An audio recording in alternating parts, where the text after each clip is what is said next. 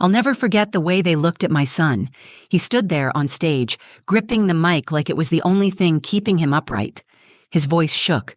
His words came out broken, scattered, caught in his throat, and then I heard it. A whisper from one of the teachers in the front row. "He's ruining it." They thought I wouldn't hear, but I did, and in that instant, I couldn't breathe. My heart dropped. My son, Kyan, was stuttering through a line he was never even supposed to speak. He wasn't on the script. He wasn't in the scene. But there he was, on that stage, in front of hundreds, trying, and failing, and still trying. I sat frozen in my seat, my hands trembling in my lap. Parents started shifting uncomfortably in their chairs. Some whispered. One even chuckled. My face was burning. I wanted to stand up and scream. I wanted to protect him, to pull him off that stage and away from all of it. And then, right when I felt like I was about to break, the loudspeaker clicked on.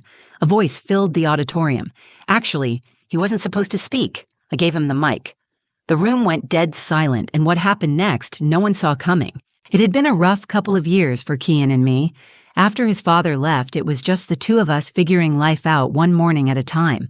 I worked freelance graphic design jobs from our little 2-bedroom apartment in Charleston, South Carolina, juggling deadlines with speech therapy appointments and PTA meetings.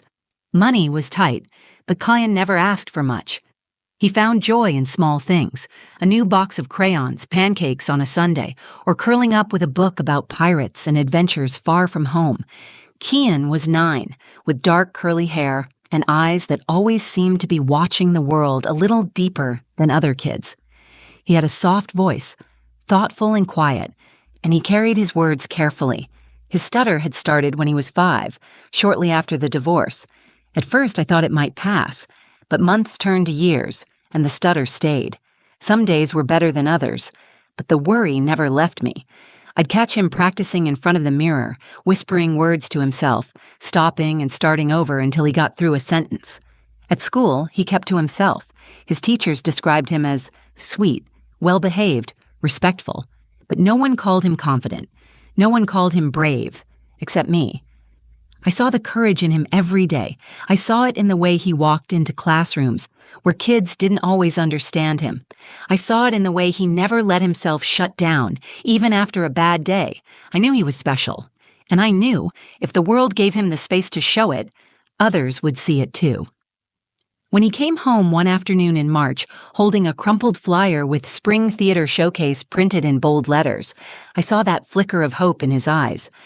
"Mom, guess what? They're doing auditions, and I want to try." My first instinct was hesitation. I knew how much he loved plays, how he'd reenact scenes from cartoons in the living room, mimicking voices and gestures with surprising accuracy. But speaking in front of people? On stage? I knelt beside him and asked gently, "Are you sure?" "You don't have to prove anything to anyone." "I know," he said, his voice barely above a whisper. "But I want to. I just want to try." So he did. He auditioned for the play, and to our surprise, he got a small part. Non-speaking, just background movement and stage presence. It was a big win for him. He came home beaming that day, twirling around our kitchen with his arms out like he was already under the spotlight. For the next month, he threw himself into it. He rehearsed after school and stayed up late studying the script, even though he didn't have lines. He memorized everyone else's parts, too. He wanted to understand the whole story, not just where he stood. The night before the play, he looked nervous. "Mom," he said, tugging at the edge of his shirt, "what if I mess up just standing there?" "You won't," I told him. "But even if something goes wrong, the people who matter will still see how hard you worked, and I'm already proud of you." He smiled, but his hands didn't stop fidgeting. On the night of the performance, the school auditorium was packed. Rows and rows of folding chairs filled with parents and grandparents. I found my seat in the middle, clutching my phone, ready to record his moment. The stage was decorated like a castle. Paper clouds hung from the ceiling. Teachers buzzed around, fixing props and guiding students into their places. I spotted Kyan behind the curtain, peeking out, eyes scanning the crowd until they landed on me. I gave him a thumbs up and mouthed, "You've got this." He nodded barely. The lights dimmed. The music began. Everything was perfect, until it wasn't. Until Kian stepped forward with a microphone he was never meant to have, and in that split second, my heart started racing because I could see it in his posture. This wasn't a mistake. This was something he planned, but no one had told me. Not the teacher, not the director, not even him. I sat forward in my chair, frozen, watching my son walk into the spotlight, completely unannounced. The other students looked confused, the audience shifted in their seats, and Kian, my sweet, quiet boy, lifted the mic to his mouth and began to speak. That was the moment everything changed. He shouldn't have had the mic. That was the first thought that hit me. Not fear, not pride, just pure confusion.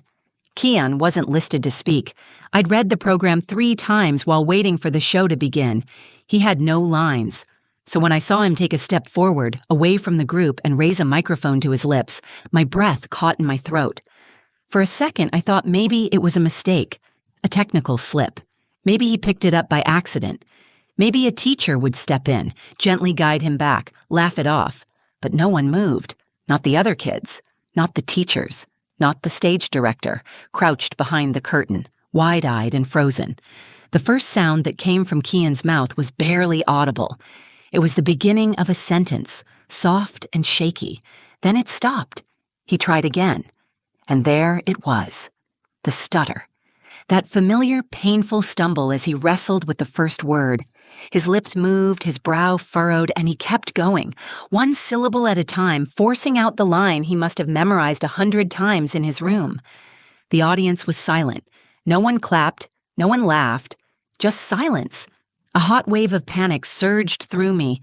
My hands gripped the sides of my chair. I could see his chest rising and falling too fast, the way it did when he got anxious. I wanted to run to him, to shield him, to pull him off that stage and whisper, "It's okay. You don't have to prove anything to them." But I didn't move, because deep down I knew he wanted this. He had chosen this. And then, as he fought through another stammer, I heard it. A voice, a whisper. Not from the crowd, but close.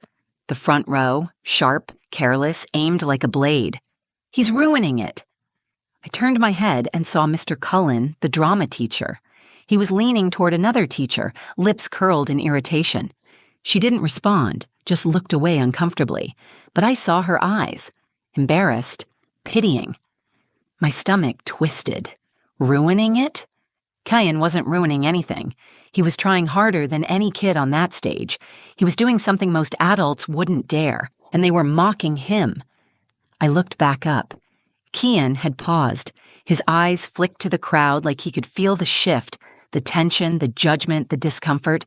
For a moment, I thought he was going to stop. But he didn't. He kept going, stuttering his way through the line, clutching the mic like it was anchoring him in place. His voice cracked, but he finished the sentence. Barely. There was no applause, no reaction. Just more silence. The kids beside him shifted, glancing at each other. Some looked confused. One boy in the back snickered.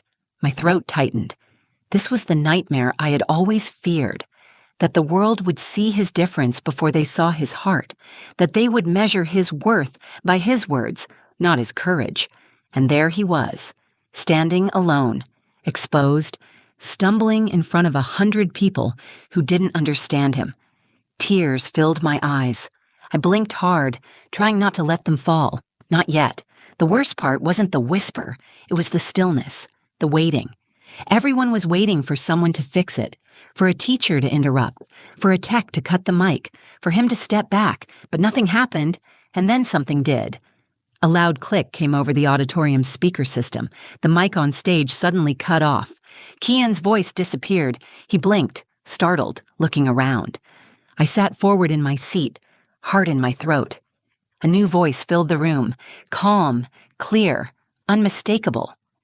Actually, he wasn't supposed to speak. The voice belonged to Principal Morales.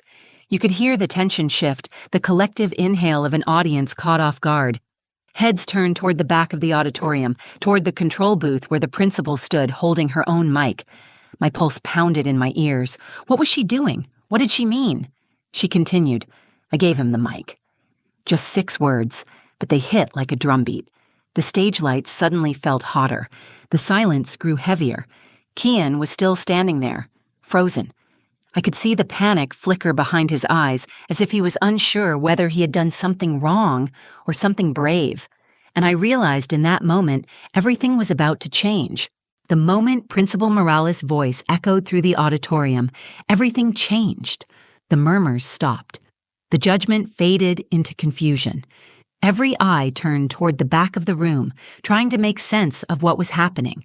She repeated herself, calmly but with a quiet authority that cut through the thick tension in the air. I gave him the mic. My heart jumped. It wasn't a mistake. It wasn't some misstep or stage mishap. This had been planned, not by Mr. Cullen, not by the drama team, but by someone who actually saw my son. Then, just as quickly as the announcement came, the principal stepped away from the sound booth and made her way down the side aisle.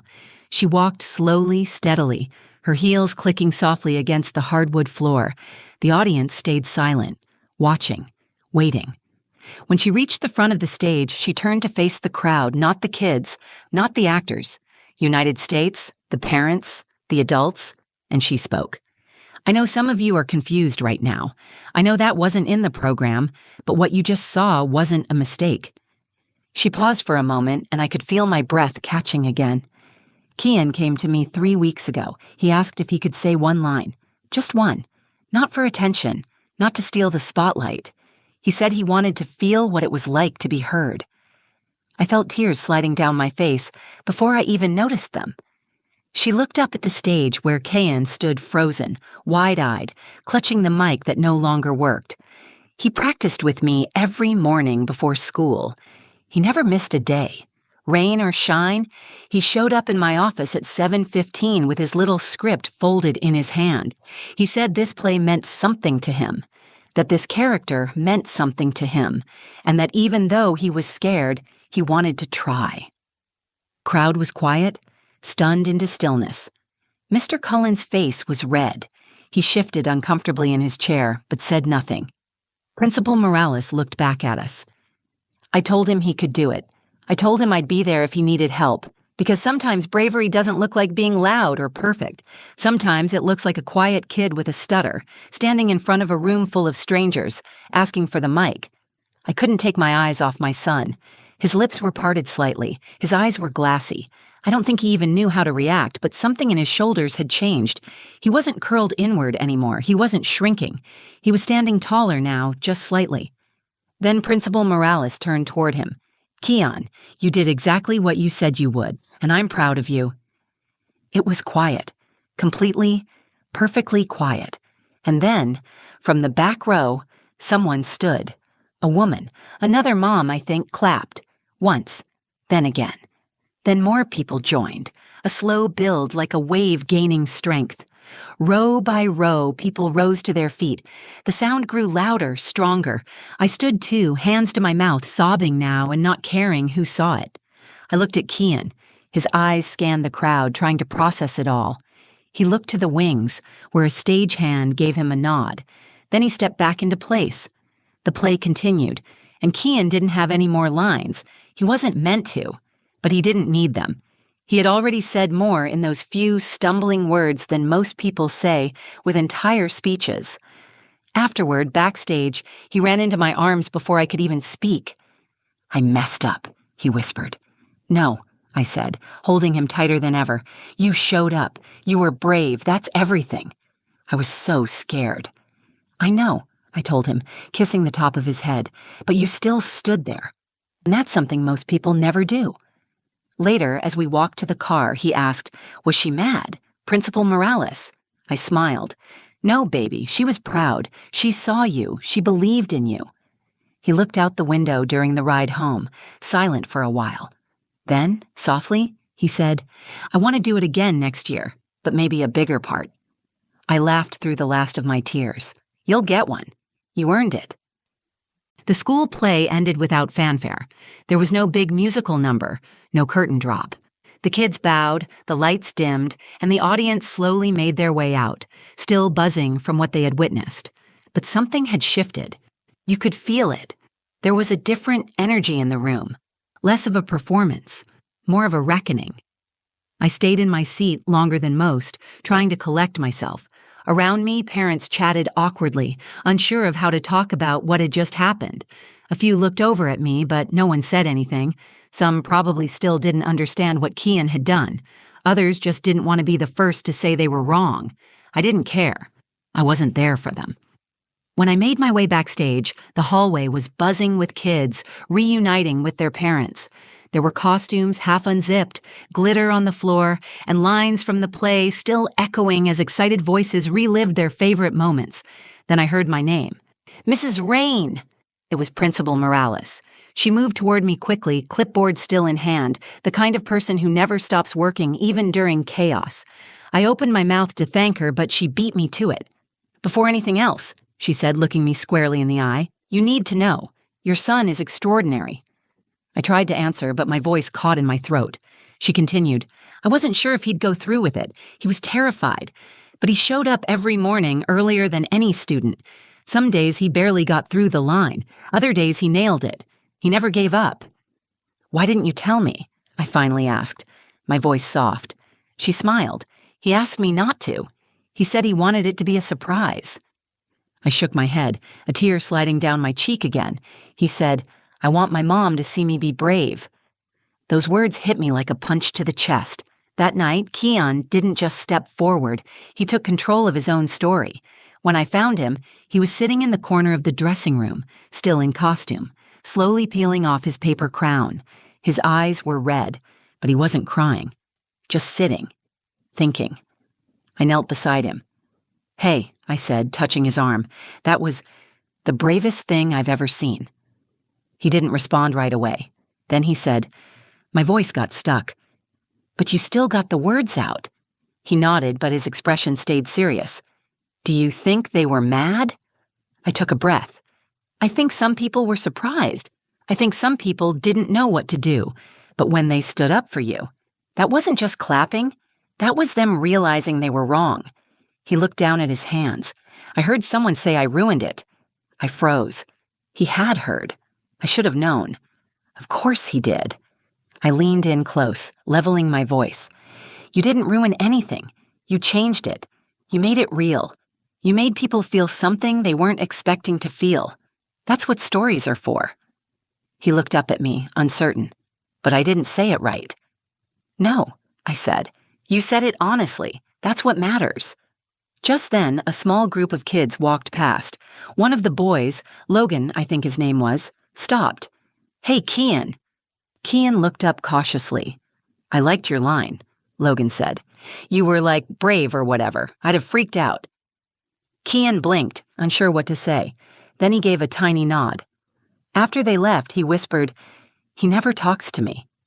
Well, I said, helping him pack up his costume, he does now. The ride home was quiet again, but lighter this time. Kian held his program in his lap like a trophy. I noticed he had written something in the margins. I did it. He didn't need a standing ovation or a perfect delivery. He needed one moment where he chose himself, and he had it. As we pulled into our driveway, he finally spoke again. I think I want to write my own play next time. You absolutely should, I said, turning off the engine, and you can say whatever you want in it. He smiled, and for the first time in a long time, I saw no fear behind his eyes, just focus, fire. And that's when I knew this wasn't just a turning point in a school play. This was the beginning of Kian finding his voice. It's been months since that night, since the school play, since the standing ovation, since Principal Morales handed my son a microphone and changed the way I look at courage. But I still think about it all the time. I think about the way Kian stood there, small and trembling, and still found a way to speak. I think about the silence in that room, how uncomfortable it was, how honest it was, how necessary. And I think about the whisper, those careless words from a teacher who didn't see what he was witnessing. He's ruining it. He was rewriting it. Kian didn't just show the audience who he was, he showed me something I didn't realize I needed to see. For years, I'd been trying to protect him from everything. From rejection, from embarrassment, from pain. I filled in his sentences when they took too long. I spoke up for him at conferences. I held my breath when he answered questions in class. I thought I was shielding him, but in truth, I was sometimes standing in the way of his growth, not out of doubt, but out of fear. I was so afraid the world wouldn't be kind to him that I forgot he had his own kind of strength. After the play, something changed in Kian. It wasn't loud or dramatic. He didn't suddenly stop stuttering or walk around like a different person. But there was something in the way he carried himself. Shoulders a little higher, eyes meeting people's faces more often, sentences spoken with just a touch more boldness. He didn't talk about the play much. He didn't need to, but he did start writing. Every night after homework, he'd sit at the kitchen table with a stack of notebook paper and begin scribbling dialogue and story ideas. He wrote a fantasy play with a dragon who had a stutter, but still led his kingdom into battle. He named him Rail, which he said meant Fireheart. I never told him it wasn't a real word. To me, it was perfect. He showed it to Principal Morales, and she emailed me a week later saying she was going to help him turn it into next year's school production. I cried again that day, good tears. And then something else happened. One afternoon, I got a call from Mr. Cullen. At first, I almost let it go to voicemail, but I answered. He cleared his throat before speaking. I just wanted to say I was wrong. That's all he said at first. No excuses, no justification, just those 4 words. He went on to tell me he'd been meeting with the school counselor, that he was working on listening more and assuming less, that he'd apologized to Kian in person. I don't think I really saw him, he said, but I do now. I appreciated that. It didn't erase the hurt, but it mattered. The truth is, not everyone who mocks or dismisses our kids will come back with an apology. Not everyone learns, but sometimes they do. And when they do, it's worth something. Kian still stutters. He still gets nervous when he talks to new people, but he also raises his hand in class now. He volunteers to read short passages. He's even joined the drama club full-time. Last week, he told me he wants to be a screenwriter when he grows up. Because stories make people listen, he said.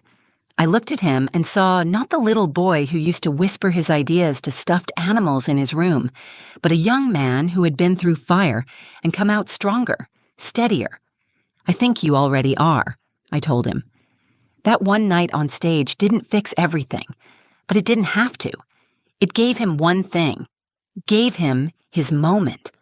The moment he realized that his voice, no matter how it sounded, deserved to be heard. So if you're watching this and you've ever been underestimated, talked over, or made to feel like your voice isn't strong enough, let me tell you what I now know in my bones. Your moment is coming. And when it does, speak. Even if it shakes, even if it stutters. Speak anyway. Because someone out there needs to hear you're kind of brave. If this story moved you, if it reminded you of your own battles or of someone you love, please take a second to like this video. Share it with someone who needs to be reminded that their voice matters, no matter how it sounds. Leave a comment below. I'd love to hear your thoughts, your stories, or even just a word of encouragement for kids like Kian who are finding the courage to speak. And if you want more real, honest stories like this, be sure to subscribe to the channel. There's so much more ahead, and I'd love for you to be part of it.